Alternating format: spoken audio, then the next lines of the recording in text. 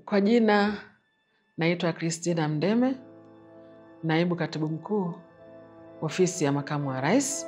Tunapoelekea tarehe 8 mwezi wa 3 mwaka 2025, siku ambayo wanawake tunaadhimisha sikukuu yetu au siku yetu, tuna mambo mengi ya kujivunia ambayo yamefanywa chini ya uongozi wa Mheshimiwa Daktari Samia Suluhu Hassan, kipenzi cha Watanzania, jasiri mwongoza njia,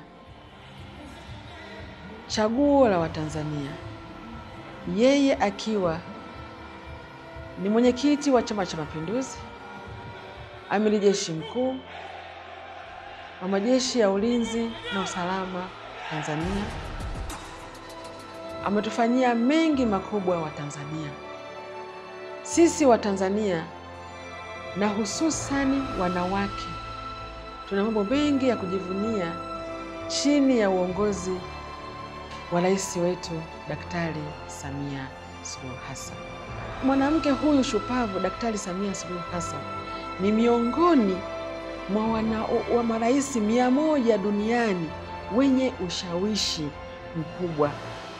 Wa Tanzania tuna kila sababu ya kujivunia uongozi huu uliotukuka wa rais wetu wa umma wa Watanzania.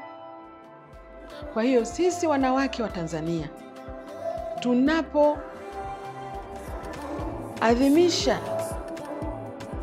sikukuu ya wanawake duniani, tuna kila sababu ya kujivunia uongozi wa Daktari Samia Suluhu Hassan, mwanamke huyu shupavu ambaye kwa namna ya kipekee hivi karibuni tumeshuhudia akipewa tuzo kubwa ya kimataifa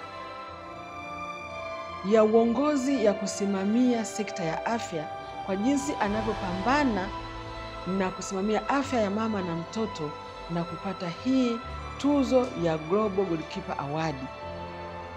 Ni kwa sababu dunia inatambua mchango wake. Zawadi kubwa ambayo tutatakiwa tumpe sisi wanawake wa Tanzania na Watanzania wote kwa ujumla ni kuendelea kumwombea, lakini vile vile na kumuunga mkono. Wa Tanzania tuna kila sababu ya kumuunga mkono rais wetu.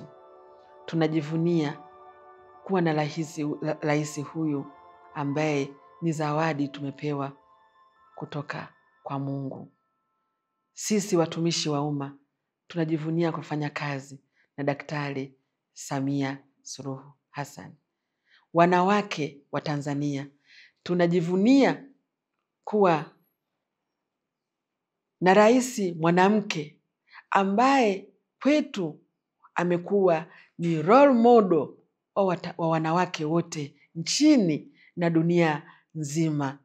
Dunia imetutambua kwa sababu ya uongozi thabiti wa Daktari Samia Suluhu Hassan, mwanamke jasiri, mwanamke mwenye maono, mwanamke muongoza njia. Asante sana rais wetu.